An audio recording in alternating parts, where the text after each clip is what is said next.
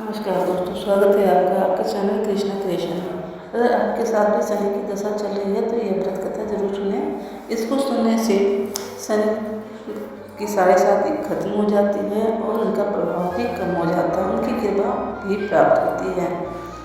शनि की 7.5 का ढैया के दौरान शनिवार को व्रत रखने के साथ साथ शनिवार व्रत कथा भी पढ़ना और सुनना विशेष रूप से लाभदायक होता है।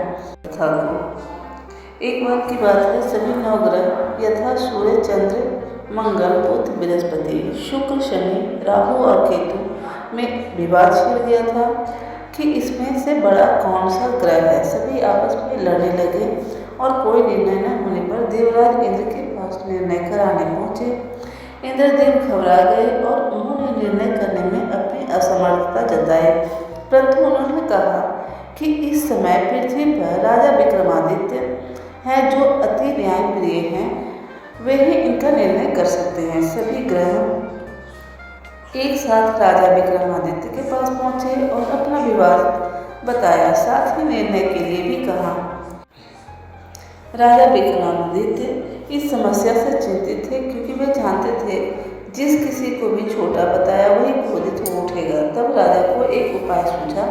उन्होंने स्वर्ण, रजत, कांस्य, पीतल, सीसा, रांगा, दस्ता, अभ्रक और लोहे से 9 सिंहासन बनवाए और उन्हें इसी क्रम से रख दिया। फिर उन सब से निवेदन किया गया कि आप सभी अपने अपने सिंहासन पर स्थान ग्रहण करें। जो भी अंतिम सिंहासन पर बैठेगा वही सबसे छोटा रहेगा। इसके अनुसार लौह सिंहासन सबसे बाद में होने के कारण शनिदेव सबसे बाद में बैठे तो वही सबसे छोटे कहलाए। शनिदेव को लगा कि राजा ने ऐसा जानबूझकर किया है और वह उससे क्रोधित हो गए। राजा से बोले, राजा तू मुझे नहीं जानता। सूर्य एक राशि में 1 महीना, चंद्रमा सदा 2 महीना 2 दिन, मंगल 1.5 महीना, बृहस्पति 13 महीने व बुध शुक्र 1 महीने विचरण करते हैं, लेकिन मैं 2.5 से 7.5 साल तक रहता हूँ। बड़े बड़े को मैंने विनाश किया है। श्री राम से 7.5 आई तो उन्हें वनवास हो गया, रावण की आई तो उनकी लंका बाणों की सेना से हारना पड़ा। अब तुम सावधान रहना। ऐसा कहकर कुपित होते हुए शनिदेव वहाँ से चले गए। अन्य देवता खुशी खुशी चले गए। कुछ समय बाद राजा की 7.5 आई। तब शनिदेव घोड़ों के सौदागर बनकर आए। उनके साथ कई बढ़िया घोड़े थे। राजा ने यह समाचार सुना, अपने अश्वपाल को अच्छे घोड़े खरीदने की आज्ञा दी। उसने कई अच्छे घोड़े खरीदे व एक सर्वोत्तम घोड़े को राजा सवारी हेतु दिया। राजा जेहू उस पर बैठा, वह घोड़ा सरपट वन की ओर भागा। भीषण वन में पहुंच वह अंतर ध्यान हो गया। अब राजा भूखा प्यासा भटकता रहा। तब एक ग्वाले ने उसे पानी पिलाया। राजा ने प्रसन्न होकर उसे अपनी अंगूठी दे दी। वह अंगूठी देकर राजा नगर को चल दिया और वहाँ अपने नाम उज्जैन निवासी बिका बताया। वहाँ एक सेठ की दुकान में उसने जल इत्यादि पिया और कुछ देर आराम किया। भाग्यवश उस दिन सेठ की खूब बिक्री हुई। सेठ उसे खाना इत्यादि कराने खुश होकर अपने साथ घर ले गया।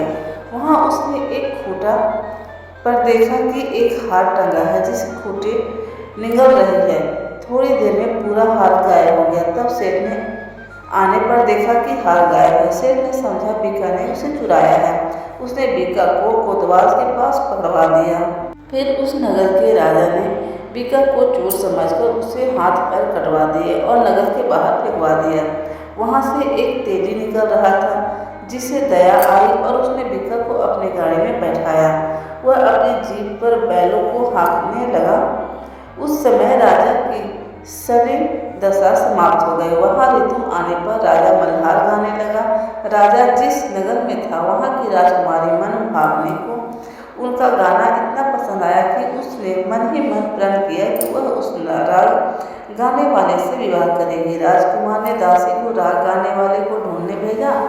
दासी ने बताया कि वह एक चौरंगी अपाहिज है, परंतु राजकुमारी न मानी। अगले ही दिन उठते ही वह अनशन पर बैठ गई कि वह विवाह करेगी तो उसी से करेगी। बहुत समझाने पर राजकुमार ने नहीं मानी तो राजा ने उस तेरी को बुलाकर और विवाह की तैयारी करने को कहा। फिर उसका विवाह राजकुमारी से कर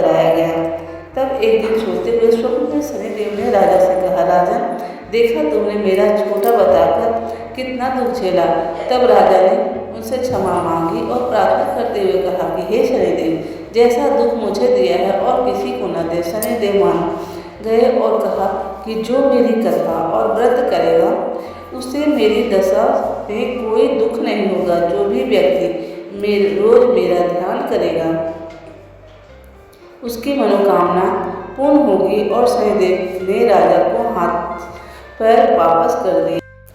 प्रातः आँख खुलने पर राजकुमारी ने देखा तो वह आश्चर्यचकित हुआ। बीका ने उसे बताया कि वह उज्जैन का राजा विक्रमादित्य है और अत्यंत प्रसन्न हुए। सेठ ने जब सुना कि वह राजा के पैरों पर गिरकर क्षमा मांगने लगा, राजा ने कहा कि वह तो शनिदेव का क्रोध था, इससे किसी का कोई दोष नहीं। सेठ ने फिर से भी निवेदन किया कि मुझे शांति तभी मिलेगा जब आप मेरे घर चलकर भोजन करेंगे। सेठ ने अपने घर नाना प्रकार के व्यंजनों को बनवाया, राजा का सत्कार किया। साथ ही सबने देखा कि जब फूटी हार निकल गई थी वह अब उगल रही है। सेठ ने उसे अनेक मोहरे देकर राजा को धन्यवाद दिया।